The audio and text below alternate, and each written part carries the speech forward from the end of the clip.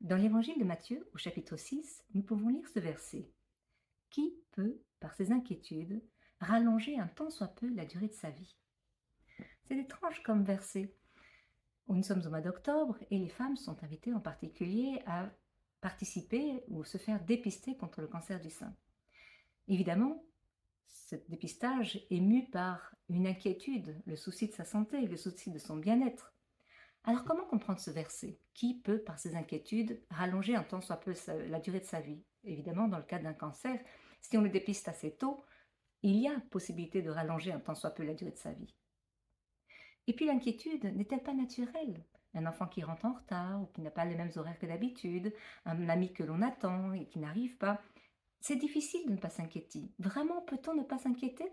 Pour ceux que l'on aime ou pour ceux que l'on croise? En fait, ce texte est assez intéressant parce qu'il nous montre combien, en prenant un verset sans reprendre le contexte, on peut peut-être interpréter en fonction de nos besoins. Dans ce passage de l'évangile de Matthieu, la question n'est pas de savoir, de s'inquiéter pour sa santé ou pour ceux que l'on aime. La question est de savoir de quelle inquiétude nous inquiétons-nous. C'est étrange comme français. De quelle inquiétude nous inquiétons-nous? Et Jésus nous dit, il prend un exemple, les oiseaux du ciel. Et il montre que les oiseaux du ciel sont nourris par le Seigneur. Et il prend les lys des champs et il dit, voyez et observez comment poussent les fleurs. Elles ne travaillent pas, elles ne font pas de vêtements. Pourtant, je vous le dis, même Salomon, dans toute sa gloire, n'a pas eu de vêtements aussi beaux.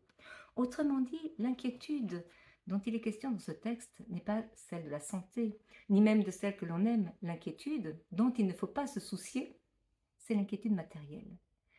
Dans nos vies, laissons ce qui est matériel et préoccupons-nous de ce que nous aimons. Choisis la vie.